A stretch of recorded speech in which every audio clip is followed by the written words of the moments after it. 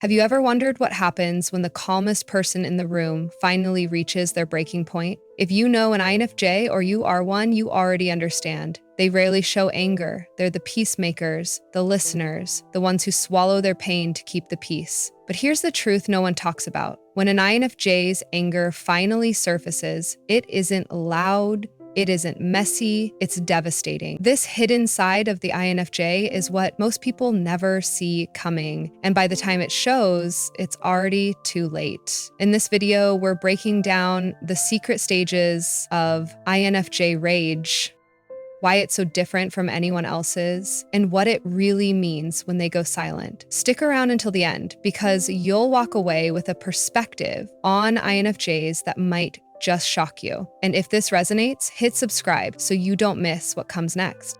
The quiet buildup.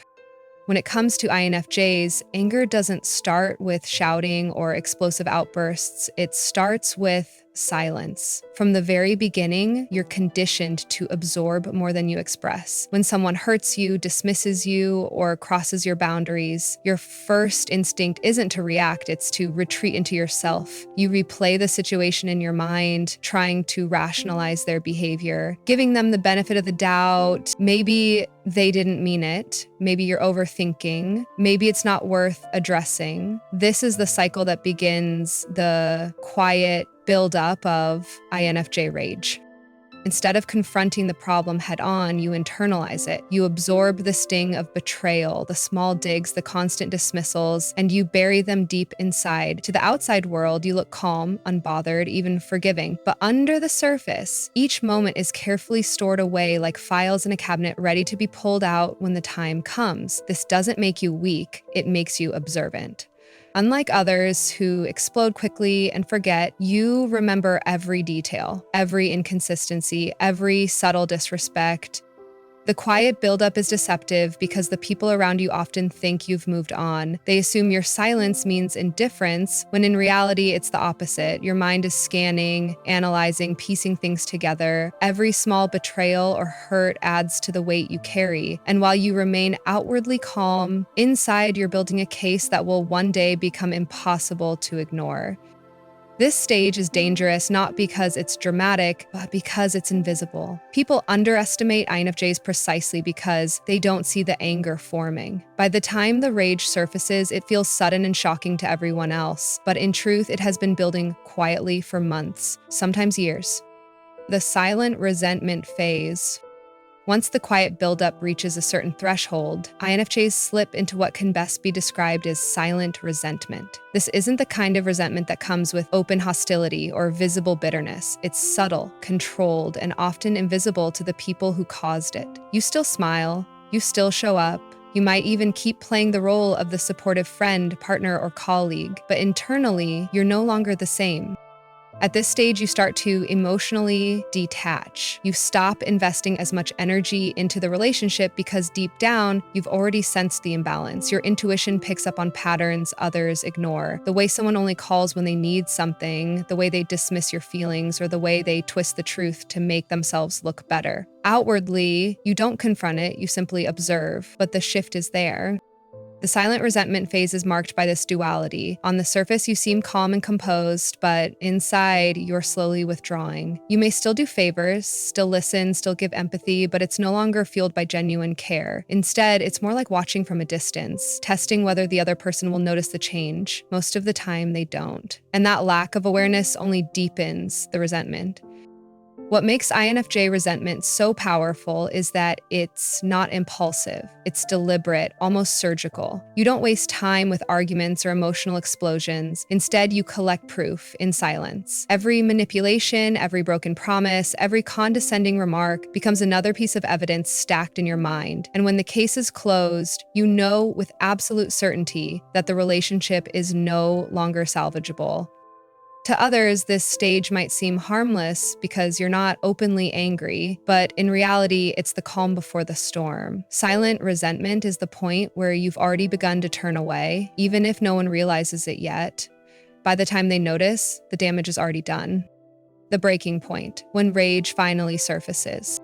INFJs are known for their patience, but every quiet buildup and every layer of silent resentment eventually reaches a breaking point. This isn't an everyday outburst or a casual argument. It's an eruption that shocks everyone because it comes from someone who has spent so long holding everything inside. You don't explode over one single incident. It's the accumulation of months or even years of disrespect, betrayal, and emotional weight.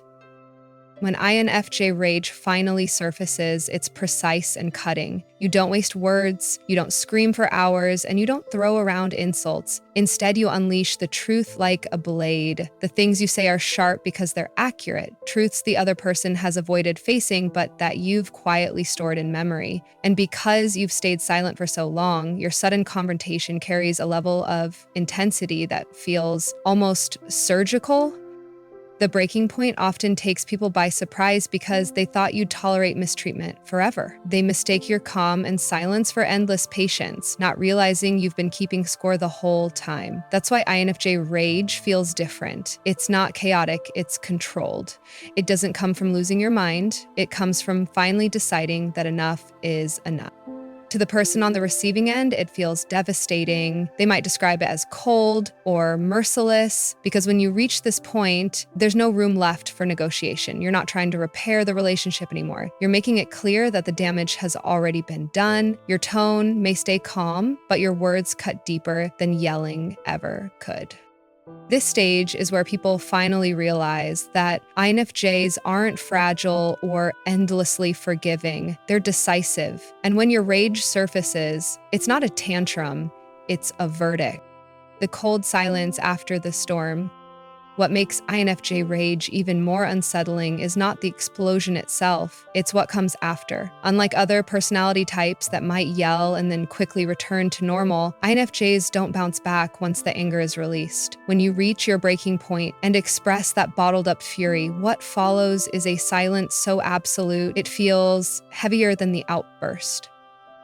This isn't passive aggressiveness, it's finality. Once you've laid out the truth and made it clear how deeply someone has crossed the line, you no longer feel the need to keep engaging. You've said what needed to be said, and now you retreat into a place of emotional withdrawal. It's almost eerie for the person on the receiving end because they expect drama, negotiation, or even reconciliation, but instead you give them nothing. No energy, no attention, just silence. For an INFJ, this silence is not a weapon you wield out of spite, it's protection. You've already invested too much time, patience, and emotional labor into the relationship, and now you're reclaiming it. By pulling back, you're not only cutting off the other person's access to your empathy, but you're also giving yourself the space to heal without their interference. It's an invisible line that says, "You've lost the privilege of my presence."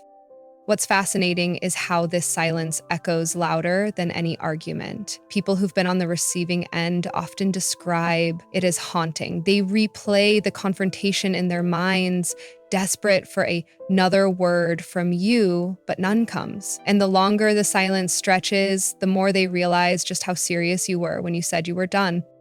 For the INFJ, this stage is both painful and liberating. Painful because cutting someone off so decisively goes against your natural empathy, but liberating because you finally put yourself first instead of trying to fix what was already broken.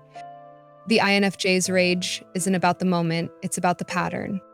What many people fail to understand is that when an INFJ finally erupts in anger, it's rarely about a single argument or one careless mistake. It's the culmination of a long history of subtle betrayals, unspoken frustrations, and ignored boundaries. While others may see your outburst as sudden or out of character, in reality, it's been building for months, sometimes even years.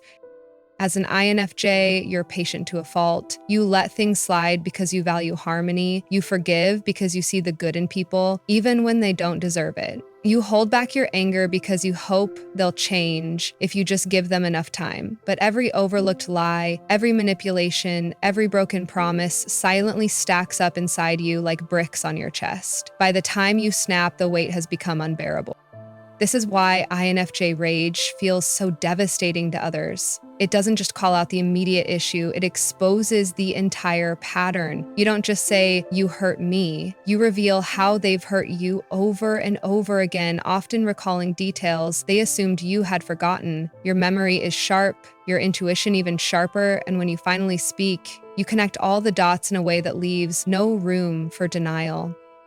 What makes this even more powerful is the element of shock. The other person often has no idea how closely you've been paying attention. They thought they could get away with the little things, the gaslighting, the excuses, the dismissals. But when you put it all together, it's like shining a blinding light on their entire behavior. Suddenly, they're confronted not just with a single conflict, but with a mirror reflecting their entire treatment of you. And here's the part that really unsettles people. You're calm when you do it. Your rage isn't just shouting or throwing insults, it's precise, almost surgical. You cut through the lies with clarity, and you don't exaggerate because you don't need to. The truth, spoken plainly, is enough to dismantle the facade they've built. That's why INFJ rage leaves such a lasting impact. It doesn't just make noise, it leaves scars. For you, this moment is both painful and freeing. Painful because you never wanted to get here, you wanted peace. Freeing because once the truth is out, you no longer carry the burden alone. You've laid it bare, and whether they accept it or not, you've finally said what's been trapped inside you. The explosion is rare, but it changes everything. When it comes to INFJs, the world often sees the calm, patient, understanding side of you, the side that forgives, adapts, and tries to see the best in people. That's why when your anger finally explodes, it feels like an earthquake. It's not just the intensity of your emotions that shocks people, it's the fact that you've held it all in for so long, quietly carrying the weight of every slight, every betrayal, and every disappointment until the dam finally breaks.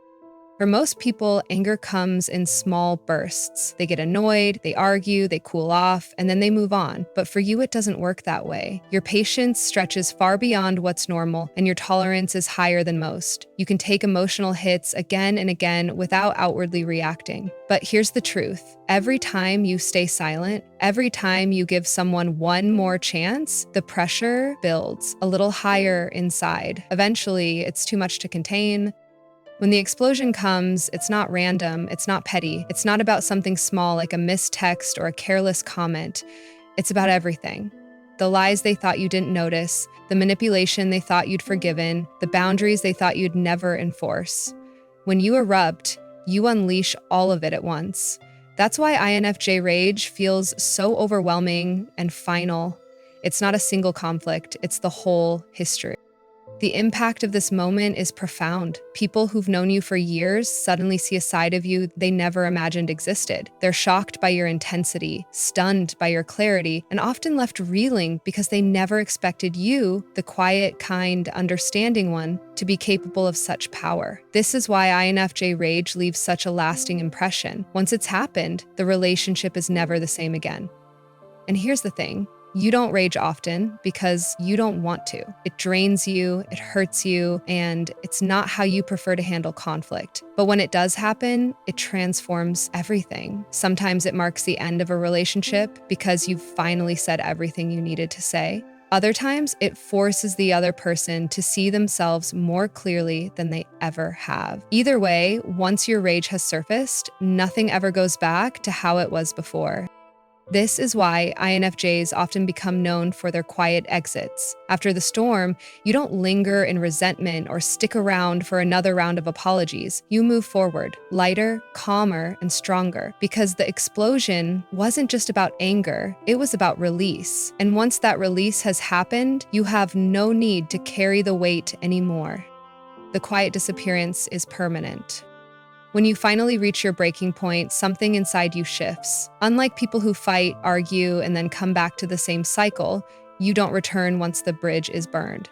That's what makes INFJ detachment so different. When you disappear, it's not temporary, it's final. You don't slam doors or leave with dramatic ultimatums. You slip out quietly, without warning and without explanation, because you've already explained yourself 100 times in your head.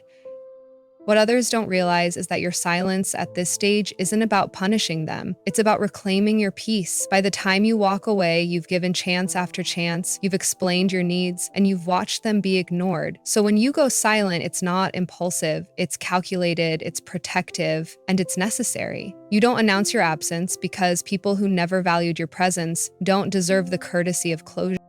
And this is what unsettles those you leave behind. They expect one more chance. They expect an argument they can win, a discussion they can twist, or an apology they can offer just to pull you back. But when you're gone, you're truly gone. You don't linger in half connections. You don't reopen doors once you've shut them. You don't waste time circling back to people who couldn't respect what you gave when you were there. For you, quiet disappearance is a form of self-respect. It's not about anger, it's about clarity. You'd rather rebuild your energy in solitude than drain yourself trying to fix something broken. And the truth is, the absence you leave behind often says more than words ever could. People don't realize how much space you held for them until that space is empty. They don't recognize the warmth of your presence until it's gone. By then, it's too late because when an INFJ decides to vanish, there is no return. A transformation through final detachment. When you burn a bridge quietly and never look back, it doesn't just end a relationship, it transforms you. What others see as cold or harsh is in reality the INFJ stepping into their highest form of self-respect. That moment of detachment is when you finally stop carrying other people's weight, excuses, and betrayals on your back. It's the shift from victim to survivor, from overgiver to protector of your own peace. The truth is, your silence becomes your rebirth. Once you've walked away, you stop replaying the same arguments in your head, you stop negotiating with yourself about whether you were too sensitive, and you stop waiting for the apology that will never come. Instead, you redirect that energy into rebuilding yourself. You pour it into growth, into new experiences, and into relationships that honor your depth instead of draining it. And here's the paradox most people don't understand. Your quiet detachment is not about destruction, it's about creation. By cutting ties with what no longer serves you, you create space for what finally will. You stop being the endless giver and start becoming the architect of your own peace. People might say you've changed, but in reality, you've just returned to yourself, unapologetically, fully, and powerfully.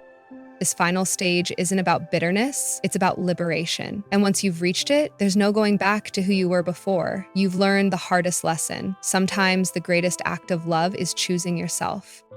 When you disappear, when you burn that bridge without a word, people call you cold, detached, even heartless. But you and I both know the truth. It's not about anger, it's about survival. It's about reclaiming your energy, your peace, and your power. The people who lost you may never understand why, but that doesn't matter. What matters is that you chose yourself and you walked away stronger. If this breakdown of INFJ psychology spoke to you, don't let it be the last time. Subscribe now because this channel is the one place where your depth is not too much. It's the key to everything. And tell me in the comments, have you ever walked away quietly, knowing you'd never look back?